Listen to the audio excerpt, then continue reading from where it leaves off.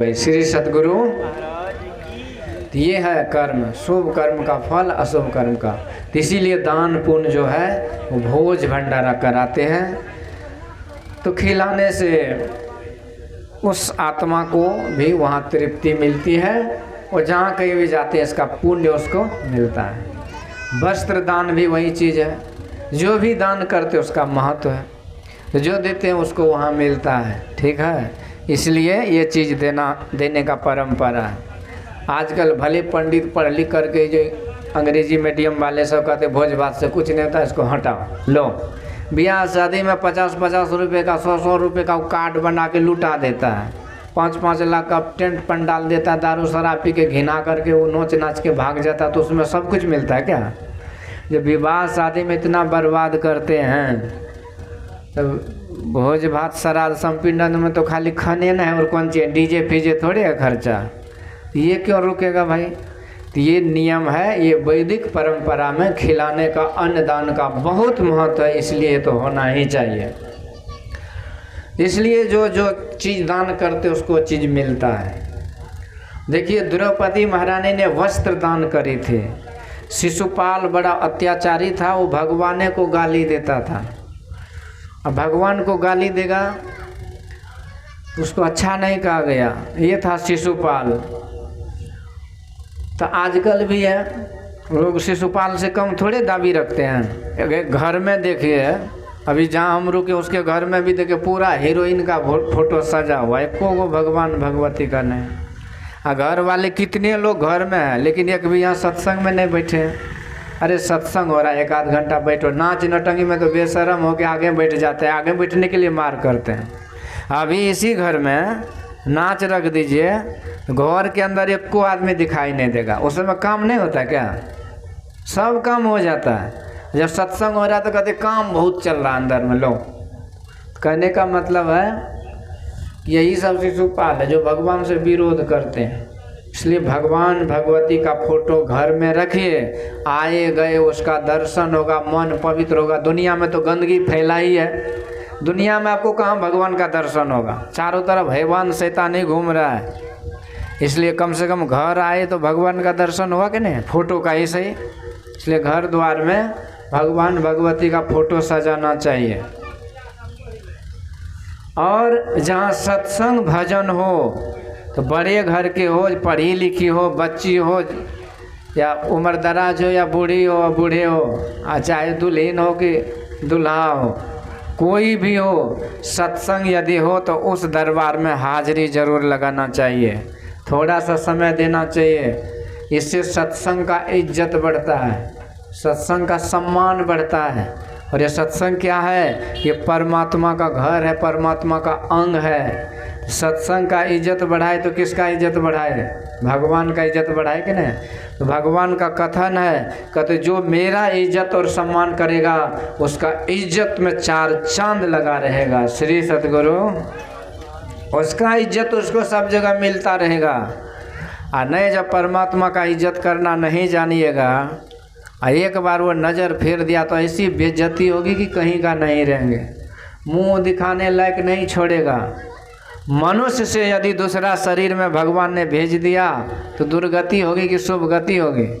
अच्छा बोलिए, कुत्ता बिल्ली को तिरपाल पर बैठने दीजिएगा, उसको पूरी कचौड़ी खिलाइएगा, उसको कोई चाय नाश्ता पिलाता खिलाता? कुछ नहीं।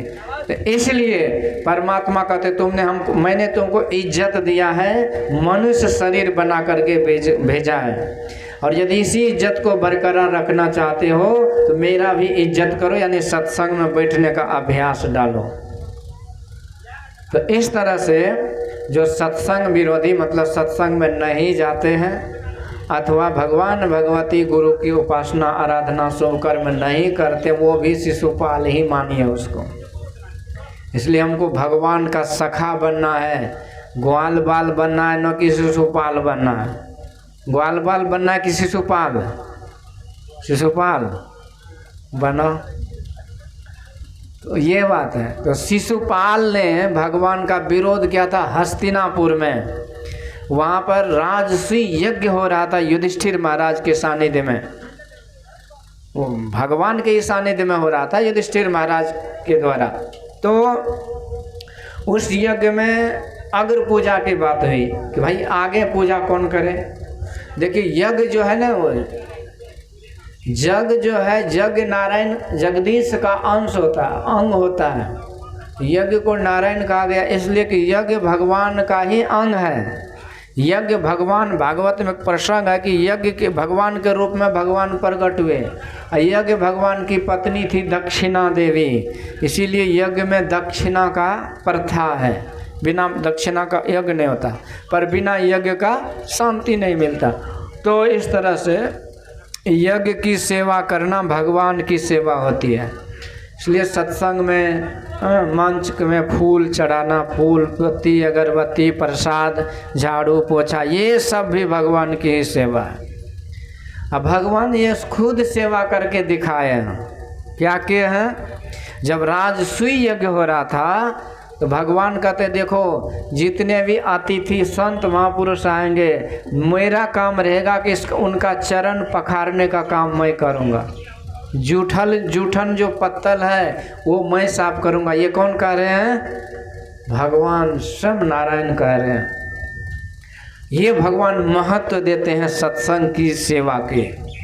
सेवा से सद्गुण है आते, जिससे जीवन सुखमय होता, जिसमें सेवा भाव नहीं साही सुख चैन कहाँ होगा। तो उसको कहाँ सुख चैन होगा? यह सार है सिद्धांत सबका, सत्य गुरु को सेवना, में ही न हो कुछ यही बिना गुरु सेव करनी चाहिए। तो सेवा का महत्व है। भगवान कृष्ण का तो यही सेवा मुझे दे दीजिए, अब सबको सेवा बंटवारा हो रहा था। तो ये हुआ। अब यज्ञ प्रारंभ हो गया, राजसूय यज्ञ। यज्ञ में तो एक यज्ञ भगवान होते हैं ना। अब यहाँ यज्ञ तो गुरु महाराज यज्ञ भगवान है, इसकी पूजा करते हैं। अब जो भोज भंडारा होगा तो पहले यहाँ चढ़ाते हैं और सब कुछ करते हैं सर्वोपरि। इसी तरह यज्ञ में एक देवता होते हैं। विष्णु भगवान का यज्ञ है तो विष्णु भगवान वहाँ के देवता है, या गायत्री यज्ञ है तो गायत्री माता वहाँ के हैं। इसी तरह ये महामृत्युंजय यज्ञ है तो वहाँ भगवान शिव देवता होते हैं। ऐसे जो यज्ञ है वो देवता होते हैं। तो यहाँ राजसी यज्ञ का देवता किसको नियुक्त किया जाए? तो सबकी सहमति हुई और भीष्म पितामह ने समर्थन किया कि भगवान कृष्ण द्वारिकाधीश को ही अग्र पूजा होनी चाहिए। सब मान गए। भगवान को उच्च सिंहासन पे बैठाया गया। अब पूजन के द्वारा यज्ञ शुरू होगा। तो सब तो प्रसन्न थे, लेकिन उसी सभा में एक शिशुपाल था, खुरफाती। उसको सहन नहीं हुआ और वो लगे हाथ गाली देने लगा। सब दिन का अभ्यास था गाली देने का, साधु महात्मा को सत्संग को अपमान करने का, तो उस दिन भी किया। साधु अवज्ञा तुरंत भवानी, हो ये अखिल विश्व कराने। सत्संग भजन का यदि इंसल्टी कोई करेगा तो उसका सत्यानाश निश्चित होगा। ये भगवान शिव माँ पार्वती से कहा था। तो यहाँ तो खुद भगवान का ही अपमान किया। सत्संग की तो छोड़िए, भगवान को लगे हाथ गाली देने लगे। तो ग्वाल बाल गौ बछड़ी के पीछे भागने वाले, नाचने वाले गोपियों के छाछ पर मटके, ये माखन के पीछे बांसुरी बजाने वाले नचनिया नौटंगी, ये क्या, इसकी क्या पूजा होगी? इसको कौन सा औकात है? इसको क्या क्षमता है कि इसका हम पूजा करें? अब एक से एक कटु वाचन बोलने लगा, वो भी भरी सभा में। युधिष्ठिर महाराज के यज्ञ में, किसको? तो भगवान को। अब भगवान के साथ तो चुपचाप सुन रहे हैं, मुस्कुरा रहे हैं। देखिए बड़े लोग जो होते हैं ना, उसका बड़ा बहुत क्षमतावान होते हैं, वो सहते बहुत हैं और सहन शक्ति उसकी अद्भुत होती है, और इसीलिए वो महान है। समर्थवान होकर के भी जो सह ले वही हकीकत में महान होते हैं। तो अकड़ तो मुर्दों की पहचान होती है, और जो गुणवान होते हो तो झुक जाते हैं। तो भगवान एक गाली की कौन के 100 गाली सह लिए। आज आदमी को एक गाली दे तो सत्संग भजन छोड़ के ले लाठी एकदम कनपट्टी उड़ा देगा, जो होगा देखा जाएगा। पर भगवान कहते सहो, जब तक युद्ध कहाँ तक टाला जाए तो जहाँ तक भाला जाए। ये महाराणा प्रताप बोलते थे, जितना हो सके शत्रु जब तक हमको आक्रमण न कर दे तब तक उसे सहो। तो आज भगवान सहते गए, कहते जो सहते हैं वो लहते हैं। इसलिए धीरज की परीक्षा होती है। सौरज धीरज तहि रथ चाका, सत्यशील दृढ़ ध्वजा पताका। भक्ति के मार्ग पर धैर्य की परीक्षा होती है। यही है सहनशीलता। संकट विपत्ति कष्ट में भी हम सह ले कष्ट को, और फिर भी भक्ति भजन नहीं छोड़े, तो उसी की वही है असली। ये नहीं कि बस सब कुछ मिल गया। आजकल क्या होता है, हमको बुला किए हैं, हमको पता होगा तो सत्संग करेंगे, नहीं तो कुछ नहीं करेंगे। मन का कामना पूरा हुआ तो करेंगे, नहीं तो नहीं करेंगे। भंडारा गछ लिए, जो होगा तो करेंगे, नहीं तो नहीं करेंगे। तो जब मनोनुकूल होता है सब कुछ तो करते हैं, नहीं तो कुछ नहीं करते हैं। तो ये होता है मतलब कि सुख में हम कुछ, दुख में तो करते हैं, सुख में छोड़ देते हैं। और जरा सा दुख आता है तो सब भक्ति भजन चला जाता है। पर संत महापुरुष कहते हैं ऐसा नहीं होना चाहिए, क्योंकि रण वन व्याधि विपत्ति में मत भूलो जनि कोय, जठरा अग्नि में रक्षा किन्नी सो प्रभु गयो कि सोए। जो भगवान जठरा अग्नि में रक्षा करते, क्या थोड़ी सी दुख विपत्ति में वो सो जाएंगे, छोड़ देंगे क्या?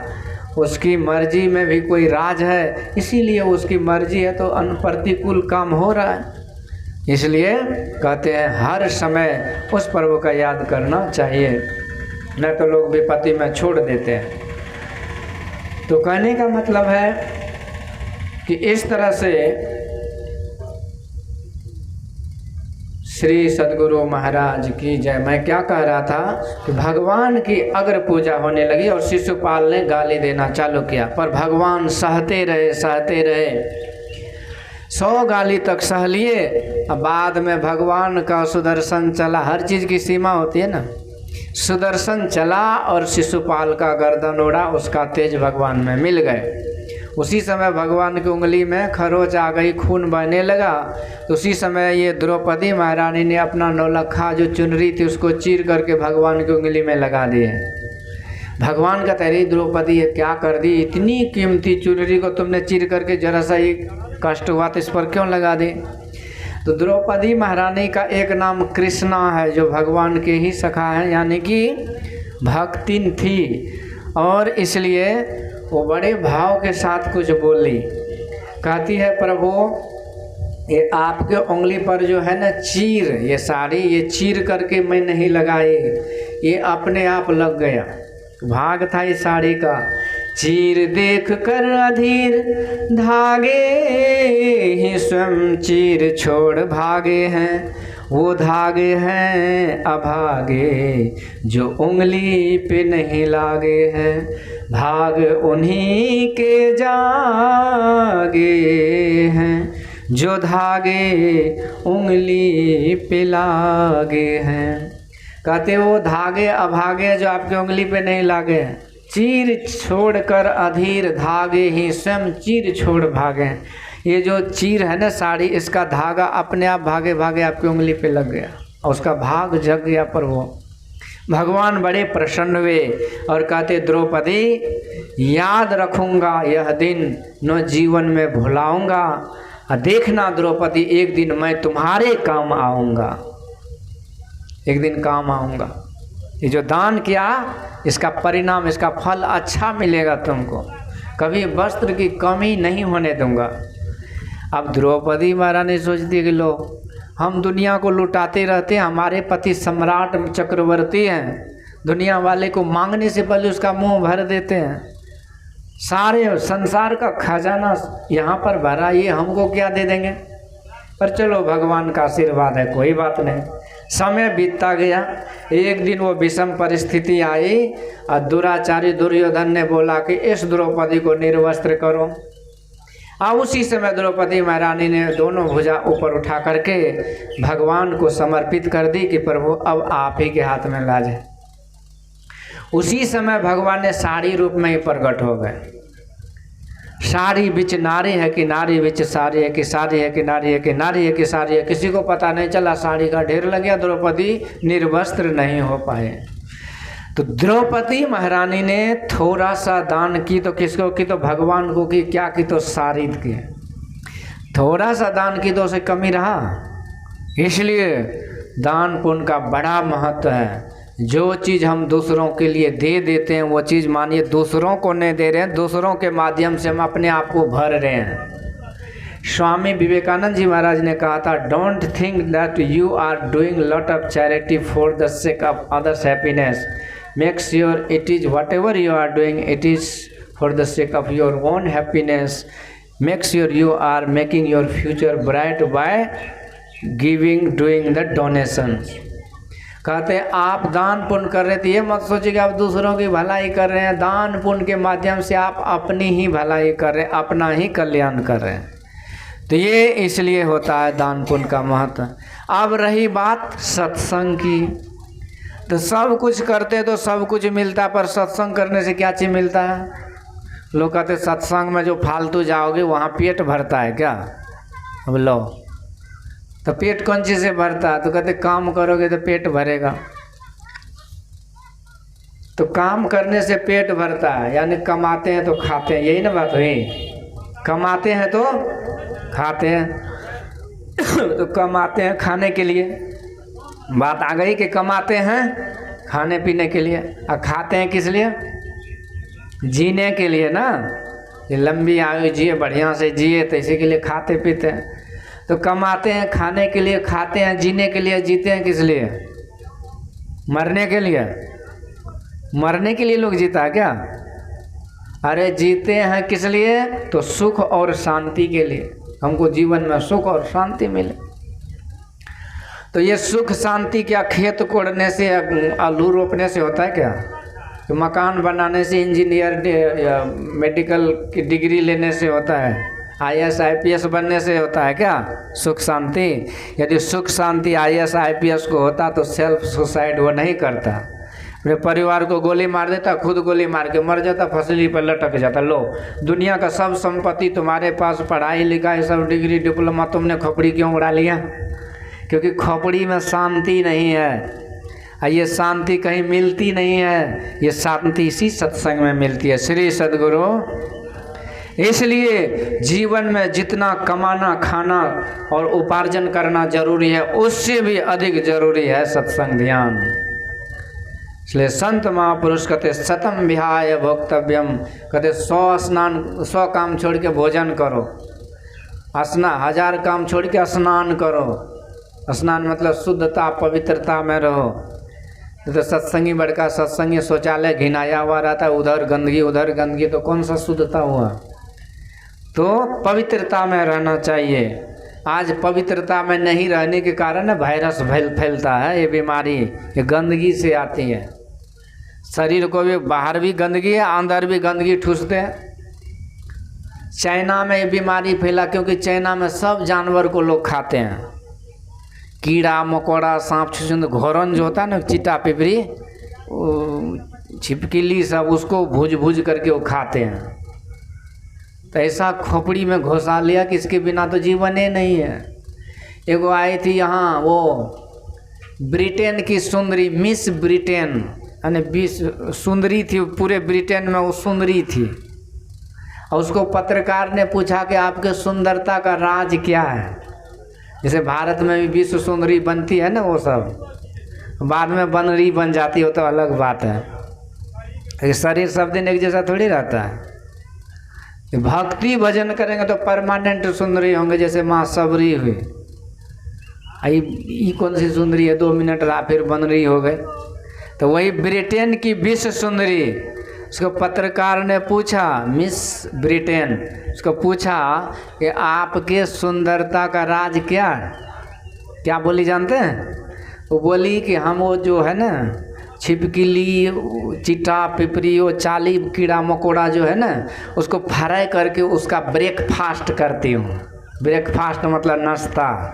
तो ये कीड़ा मकोड़ा छिपकली चाली सांप छुछुंदर को भूज करके मैं रोज़ नाश्ता करती हूँ, इसीलिए मैं सुंदरी हो गई।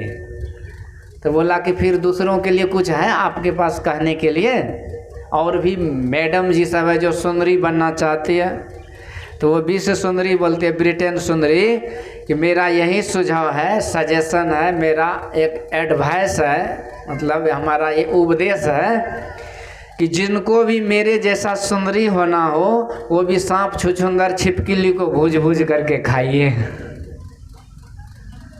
तो ये दिमाग में घुसा हुआ है गंदगी। वही चाइना में कीड़ा मकोड़ा छिपकली वो चमगादड़ को खाता था, उसी से वायरस फैला, पूरा दुनिया में फैल गया। आज भारत सरकार बोलते हैं कि गंदगी चीज़ मत खाओ, कहते नाक में पट्टी बांध लो, लेकिन ये अकल मारी गई कि भाई गंदगी जो खा रहे उसको भी रुक जाओ, क्योंकि उससे वोट बैंक कटेगा ना। अब देखिए कि शराब बंदी हो गया, आज सब स्कूल में अंडा फ्री कर दिए। उसके दिमाग में है ये दोनों मौसेरा भाई है, अंडा और शराब, एक को पकड़ेंगे तो दूसरा छूटेगा, दोनों चल रहा है। अब क्या धर्म कर्म बचेगा, सारा सबको निश्चर बना दिया। पहले तो लोग कहीं कहीं छिप करके घर में नहीं बाहर में खाते, तब सब जगह हो रहा है। जिस स्कूल में सरस्वती माँ विराजते हो उसमें अब राक्षसी भोजन हो रहा है। तो कहने का मतलब ये है कि गंदगी जो है ना, ये गंदगी को जो पालते हैं इसीलिए बीमारी होता है। बीमारी होगा तो कोई बचाने वाला नहीं होगा, वो बुलडोजर से उठा उठा के दाह संस्कार करेगा, सटेगा भी नहीं कोई। तो ये परिणाम है संत महापुरुषों के वचन का अवहेलना करने का, कि जब उन्होंने कहा कि शुचियाचार में रहो तो हम लोग गंदगी पालते रहते हैं। तो ये बाहर भीतर से शुद्ध होने से शुद्ध तन में शुद्ध मन का वास होता है। तो यहाँ पर जो है क्या चीज़ करने से, मैं कह रहा था कि क्या चीज़ करने से, ये सत्संग भजन होने से क्या होता है करने से। सत्संग भजन में लोग कहते खाते तो जीते हैं तो जीते मरने के लिए, हाँ, कमाते हैं खाने के लिए, खाते हैं जीने के लिए, जीते हैं मरने के लिए तो नहीं बोलते, जो जीते हैं सुख शांति के लिए। तो सुख शांति कैसे मिलती है? ये सुख शांति किसी बाजार में नहीं है, ये सत्संग भजन से सुख शांति मिलती है। तो मैं कह रहा था जो वैष्णव हो जाते हैं, यानी गंदा चीज़ नहीं खाते हैं, तो उसके हृदय में विष्णु भगवान और उसी के हृदय में लक्ष्मी महारानी विराजती है। तो बाहर भी शुद्ध रखिए, अंदर जो है ना मरा हुआ चूहा और सड़ा हुआ मछली को मत भेजिए। इसमें दुर्गंध या नेटा पोटा थूक खेखार क्या नहीं खाता वो मछली।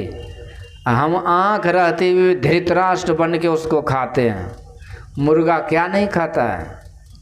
कहते नहीं बकरी तो हरी हरी घास खाती है। लो, तो बकरी हरी हरी घास खाती है तो बकरी को आप ही बनाए क्या? तो बकरी में जीव नहीं क्या? आपका बच्चा भी बढ़िया बढ़िया विटामिन प्रोटीन खाता, कोई मुड़ी काट दे तो आपको बढ़िया लगेगा? इसलिए संत महापुरुष कहते हैं ये भरम का फंदा है, और ये दो घनघोर दुख में लोग पड़ जाते हैं इस कर्मों के कारण। इसीलिए क्योंकि गर्दन के बदले क्या मिलेगा? नारियल का फल। गर्दन लीजिएगा तो गर्दन ही देना पड़ेगा। कहता हूँ कही जात हूँ, कहो जो मान हमार, जाका गर तुम काटियो सो फिर काटे तोहार। तो जिसको जिसको मूड़ा दान करने का शौक़ है वो मूड़ा खाइए, जिसको कलेजी काट के देने का शौक़ है वो कलेजी खाइए, कोई मना नहीं है। और नहीं, यदि आप चाहते कि हमको कांटा का भी खरोच भी देह में नहीं लगे, कांटा भी देह में नहीं चुहे, तो दूसरे जीव को मार करके खाना छोड़ दीजिए। यानी भीतर से पवित्र रहिए, वैष्णव होइए। तो वैष्णव हो जाने से शांति मिलती है, और वैष्णव होने का ज्ञान इसी सत्संग में मिलता है। इसलिए सत्संग का बड़ा महत्व है। सुख शांति यहीं मिलती है, तब जाके सक्सेसफुल जीवन यानी सफल जीवन होता है। तो कहने का मतलब बाहरी दान पुण्य करने से तो वो चीज़ मिलेगा। यही कारण है, देखिए सत्संगी हम भी हैं, असत्संगी आप भी, असत्संगी वो भी हैं। पर एक एक सत्संगी है उसको रोटी भी बढ़िया से नसीब नहीं होता, फटा कपड़ा पहनता है। एक सत्संगी है कि इतना पैसा है कि संभाल नहीं पाता है। तो आखिर दोनों ध्यान, दोनों सत्संग करते तो गुरु महाराज ने एक को अमीर एक को गरीब क्यों बनाया?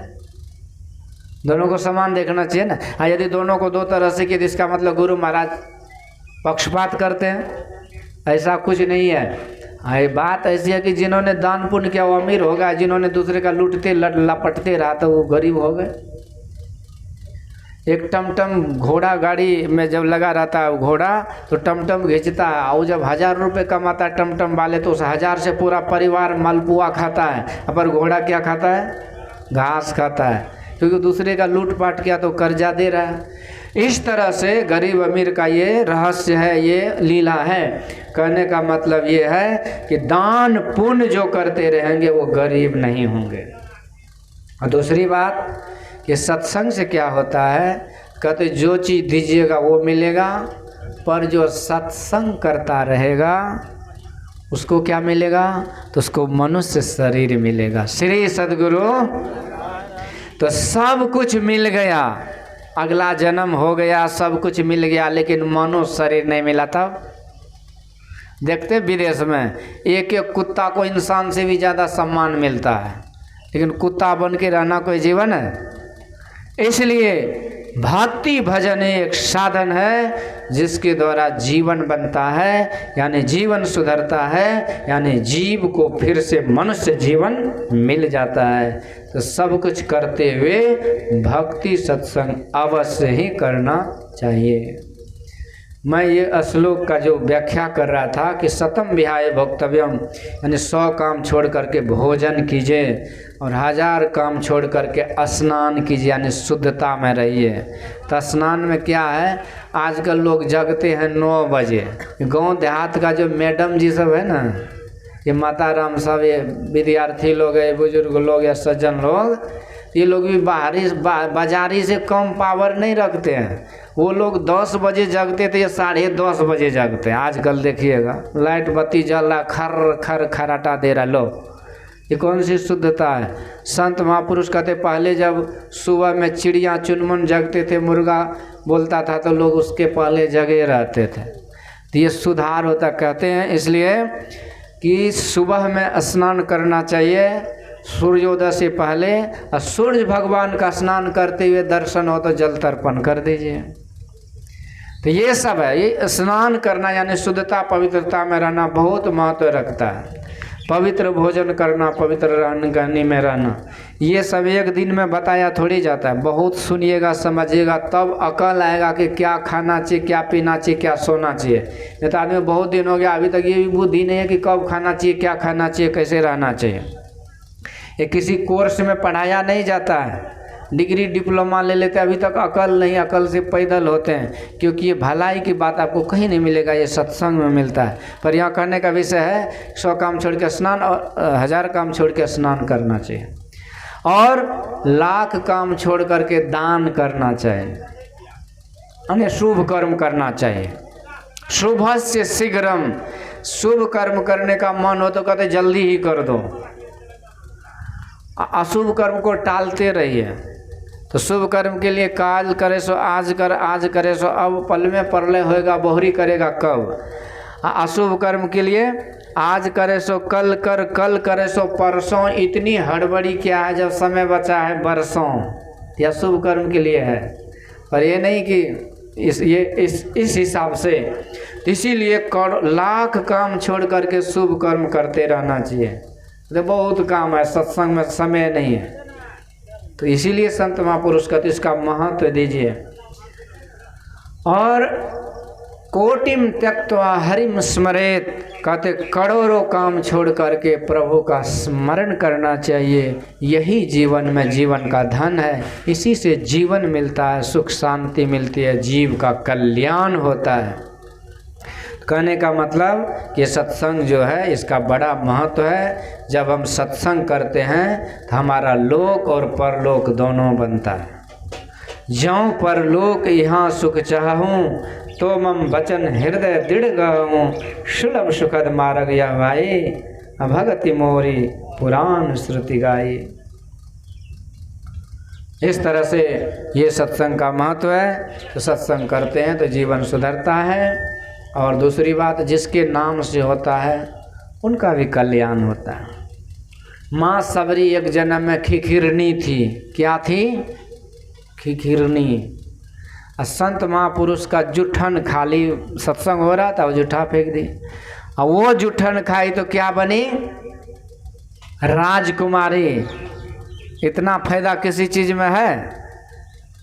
आपको लोग पढ़ा लिखा करके विद्वान बना देगा, लेकिन आदमी कुत्ता बिल्ली को लोग खूब सिखा देता तो सीख जाते, लेकिन कुत्ता को कोई आदमी बना सकता है? तोता भी कुछ से कुछ बोलने लगते हैं, लेकिन तोता को क्या आदमी बना सकते हैं?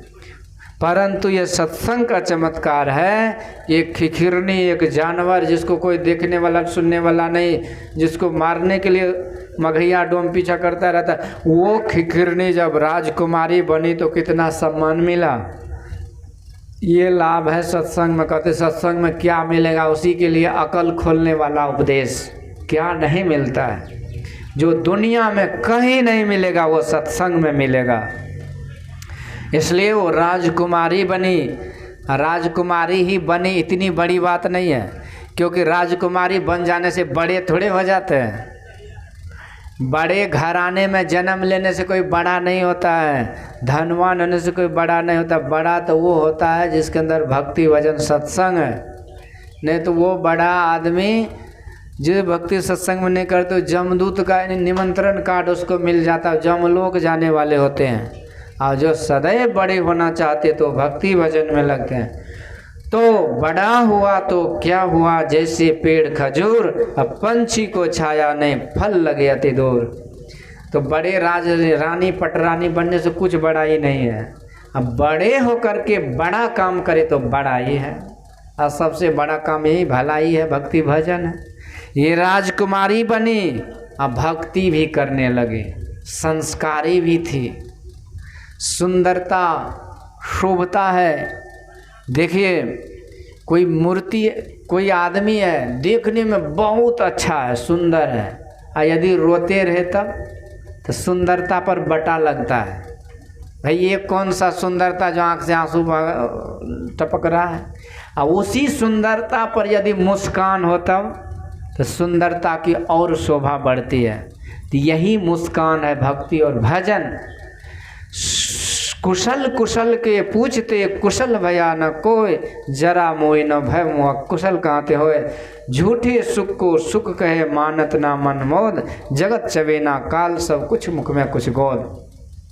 तो आदमी बड़े होते हैं परंतु वो अंदर से खुश नहीं होते हैं, सुखी नहीं होते हैं। और यदि आप खुशी देखते हैं ना तो उसकी बनावटी हंसी खुशी है, असली खुशी नहीं है। तो असली खुशी कब आती है? जब भक्ति भजन करते हैं।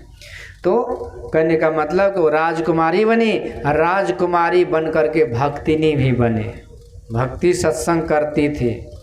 आप ये मत समझिए कि भक्ति सत्संग ऐसे गए गुजरे लोग करते हैं। भक्ति को राजयोग बोलते हैं। इसको राजा महाराजा करते थे, इसीलिए इसका नाम राजयोग है। मीराबाई, जनाबाई, बड़े बड़े राजा महाराजा लोग इसको करते थे। तो ये इस हिसाब से भी बड़े लोगों का काम है, इसलिए हम लोग को जरूर करना चाहिए। अहंकार में नहीं रहना चाहिए कि हम बड़े पैसे वाले अच्छे हैं इसलिए हमें क्यों करना है। तो वो राजकुमारी भक्ति नहीं बनी, लेकिन पद प्रतिष्ठा के कारण उसको दिक्कत होता था सत्संग भजन जाने में। पद का मद होता है ना आदमी को, हम इतने बड़े होकर के कैसे जाएंगे। लोग इतने बड़े हो गए तो क्या हो गए, बड़े बड़े लोग जाते हैं, प्रधानमंत्री राष्ट्रपति भी सत्संग सुनते हैं। तो अब राजकुमारी के एक दिन संत आया, तो राजकुमारी कहते प्रभु हमको ऐसा वरदान दो कि हमारा ऐसा जीवन हो जाए कि दुनिया वाले हमसे मतलब ही नहीं रखें। हम तो उससे रखते नहीं हैं, इसलिए हम निश्चिंत होकर के भक्ति भजन ही करें ताकि हमारा कल्याण हो जाए। तो संतों से वरदान लेती है सबरी माँ। अब कोई पूछते हैं कि भाई सबरी माँ इतनी बड़ी भक्ति नहीं है तो कुरूपा क्यों हो गई? तो कुरूपा हो नहीं गई, कुरूपा अपने से वो बन गई जानबूझ करके। कितने आदमी पढ़े लिखे होते पर जानबूझ करके अनजान बन जाते हैं, जब उसकी नहीं चलती है तो चलो। तो सबरी राजकुमारी थी, वो कुरूपा बनने का वरदान ले लेती है और इस तरह से वो भक्ति करने लगती। अगला जन्म वही सबरी माँ का हुआ और ऐसी भक्ति करी कि साक्षात भगवान उसके कुटिया पर आए। और वहीं पर उसके पहले ही माँ सबरी पूर्ण हो गई थी अपने गुरु के सानिध्य में सेवा सत्संग करते हुए, साधन करते हुए। और बाद में तज जोग पावक देह हरिपद लीन भई जहाँ नहीं फिरे, उस हरि परमात्मा के धाम को चली गई जहाँ से फिर दुखमय संसार में नहीं आना पड़ता। तो ये लाभ किस चीज़ का हुआ? सत्संग का लाभ, केवल उसके भंडारा का एकजुटन खाने का लाभ हुआ। यदि हम प्यार से प्रेम से अपने घर पर सत्संग कराए, उसको सुने समझे और उस वचन को उतार ले तो लाभ नहीं होगा। थोड़ा सा एक झलक से इतना लाभ हो गया। अब दूर में हम देख लिया आग और यहाँ से गर्मी महसूस हो रहा है, जब नज़दीक जाकर के उसका सेवन करेंगे तो ठंडी रहेगी। इसलिए ये लाभ तो होता ही है और इससे उस आत्मा को भी लाभ पहुँचता है। तो इस सत्संग का विशेष लाभ हम लोग अपराह्न काल सत्संग में लेंगे। आप लोग जरूर आइएगा। आइए एक भजन सुनते हैं।